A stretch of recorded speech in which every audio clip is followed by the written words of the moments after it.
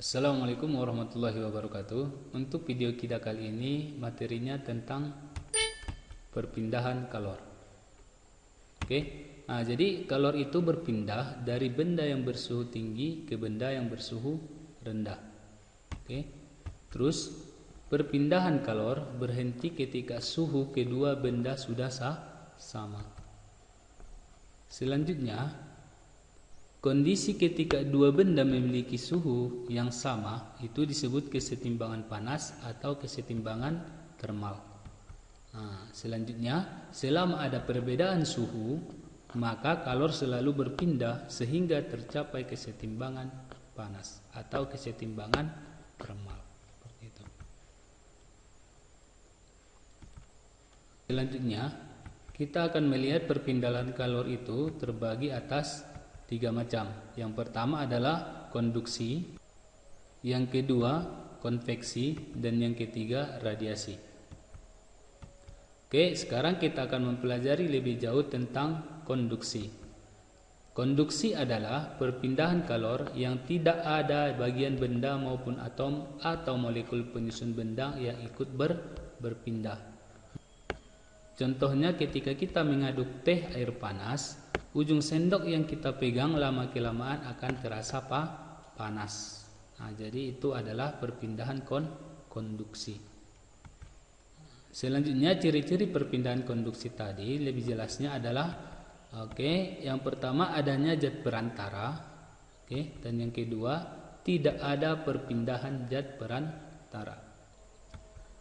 Selanjutnya rumus perpindahan kalor secara konduksi Q sama dengan K dikali T dikali A buka kurung T dikurang dengan TR tutup kurung per D. Kalau kita pindahkan T kecil ini ke ruas kiri, maka akan kita temukan Q per T itu sama dengan K dikali A dikali TT dikurang TR per D. Di mana Q per T itu sama dengan H. Berarti kita ganti Q per T ini berubah menjadi H. Jadi kita temukan hasilnya H sama dengan K dikali A dikali TT dikurang TR per D. Berarti ini adalah rumus perpindahan kalor secara konduksi. Jadi kalau kita lihat sekilas keterangannya, Q itu adalah banyaknya kalor yang mengalir, satuannya joule. Selanjutnya K, konduktivitas termal, satuannya joule per meter skon derajat Celcius. T kecil itu adalah lamanya kalor mengalir, satuannya skon. A itu adalah luas permukaan, satuannya meter kuadrat. Sementara TT itu adalah suhu ujung benda yang tinggi, satuannya derajat Celcius. TR-nya itu berarti suhu ujung benda yang rendah. Selanjutnya D itu adalah tebal lapisan. Selanjutnya adalah H, di mana H itu sama dengan Q per T. Jadi kalau keterangan H tadi kelajuan hantaran kalor, satuannya joule per skon. Sebagai catatan bahwa H sama dengan Q per T sama dengan joule per skon. Berarti joule per skon itu sama dengan watt. Jika K sama dengan tadi konduktivitas termal, satuannya joule per meter skon derajat Celcius, berarti bisa kita ubah joule per skon meter derajat Celcius itu sama dengan watt per meter derajat Celcius. Karena joule per skon tadi adalah watt. Selanjutnya konduktivitas termal. Jadi konduktivitas termal itu terbagi 2 macam. Yang pertama adalah konduktor kalor.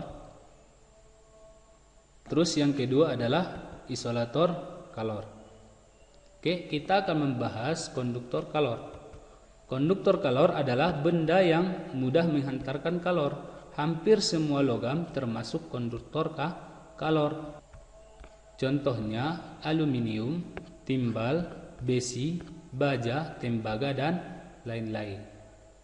Kemudian kita akan membahas tentang isolator kalor. Jadi isolator kalor itu adalah zat yang sulit menghantarkan kalor. Bahan yang bukan logam biasanya termasuk isolator kalor. Contohnya adalah kayu, karet, plastik, kaca, kertas, dan lain-lain. Oke, sekarang kita akan mempelajari yang kedua, yaitu konveksi. Jadi konveksi adalah perpindahan kalor yang disertai dengan perpindahan partikel-partikel zat. Bedanya dengan konduksi, kalau konduksi tadi partikelnya tidak ikut berpindah. Tapi kalau konveksi, partikel-partikelnya itu ikut berpindah. Oke, contohnya ketika air di dalam panci dipanaskan, maka bagian air yang menerima panas adalah bagian yang bersentuhan dengan panci, khususnya bagian dasar panci. Namun, lama-kelamaan seluruh bagian air menjadi panas karena adanya aliran molekul air dari bawah ke atas. Aliran tersebut mendesak air yang dingin yang berada di atas untuk turun sehingga mengalami pemanasan. Oke, jadi kalau kita lihat ciri-ciri perpindahan kalor secara konveksi, yang pertama adalah adanya zat perantara. Oke, yang kedua adalah zat perantaranya ikut berpindah. Oke. Nah, contoh konveksi dalam kehidupan sehari-hari, yang pertama di sini kita lihat adalah angin darat. Oke, gambar angin darat. Oke, yang kedua adalah angin laut. Jadi kalau kita lihat keterangannya, pada malam hari daratan lebih cepat dingin daripada lautan. Udara di atas laut memuai, massa jenis mengecil dan bergerak ke atas. Tempat yang akan ditinggalkannya akan diisi oleh udara dingin dari darat, maka terjadilah angin darat. Oke, sekarang kita membahas tentang angin laut. Pada siang hari, daratan lebih cepat panas daripada lautan. Udara di daratan memuai sehingga massa jenis mengecil dan bergerak naik ke atas. Tempat yang ditinggalkan akan diisi oleh udara dingin dari laut, maka terjadilah angin laut. Kemudian kita akan mempelajari rumus perpindahan kalor secara konveksi. Yang pertama kita lihat di sini, Q per T itu sama dengan H dikali A dikali TT dikulang TR pangkat 4. Oke, di mana tadi kita ketahui bahwa Q per T itu sama dengan H. Berarti kita buat Q per T ini jadi H. Kalau kita masukkan berarti H besar itu sama dengan H kecil dikali dengan A dikali TT dikurang TR pangkat 4. Jadi inilah rumus perpindahan kalor secara konveksi. Jadi kalau kita lihat keterangannya, Q itu seperti yang tadi, banyaknya kalor yang mengalir. Oke. Terus selanjutnya A adalah luas permukaan, satuannya meter kuadrat. Oke, selanjutnya TR itu adalah suhu rendah derajat Celcius. Oke, TT itu adalah suhu tinggi, satuannya derajat Celcius. H itu adalah koefisien konveksi, satuannya joule per meter kuadrat skon derajat Celcius pangkat 4. Oke. Selanjutnya T-nya itu adalah lamanya kalor mengalir, satuannya skon. H besar di sini adalah kelajuan hantaran kalor, satuannya joule per skon, di mana joule per skon itu sama dengan watt. Oke. Selanjutnya kita akan mempelajari bagian yang ketiga, yaitu radiasi. Oke, ada pertanyaan, pernahkah Anda berpikir bagaimana panas matahari sampai ke bumi? Selanjutnya, perlu kita ketahui bahwa di antara matahari dan bumi terdapat lapisan atmosfer yang sulit menghantarkan panas secara konduksi maupun konveksi. Kemudian, selain itu, di antara matahari dan bumi juga terdapat ruang hampa yang tidak memungkinkan terjadinya perpindahan kalor. Oke. Nah, jadi dengan demikian perpindahan kalor dari matahari sampai ke bumi tidak memerlukan perantara. Oke, jadi perpindahan kalor yang tidak memerlukan zat perantara maka disebut sebagai radiasi. Selanjutnya penerapan radiasi dalam kehidupan sehari-hari. Yang pertama adalah panel surya atau solar panel.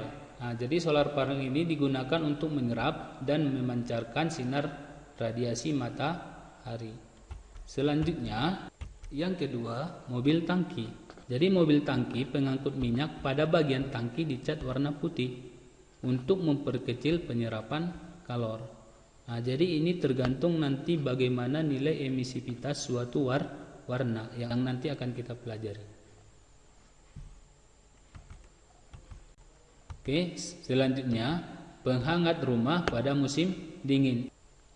Selama pembakaran berlangsung, terjadi radiasi yang merambat ke segala arah. Selanjutnya, yang terakhir adalah rumah kaca. Jadi rumah kaca adalah suatu bangunan khusus di mana dinding dan atapnya terbuat dari kaca. Bangunan ini dibuat untuk melindungi tanaman dari pengaruh abiotik yang merugikan, misalnya suhu yang terlalu panas atau dingin.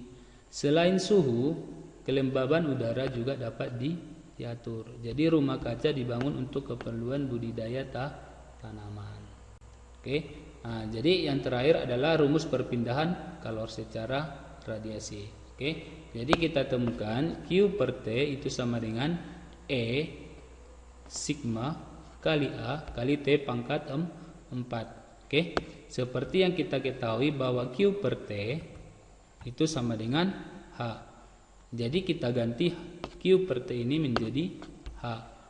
Nah, jadi rumus radiasi kalor kita temukan A sama dengan E dikali sigma dikali A dikali T pangkat 4. Jadi kalau kita lihat keterangannya, oke, Q sama dengan banyaknya kalor yang mengalir. Selanjutnya A itu adalah luas permukaan, satuannya meter kuadrat.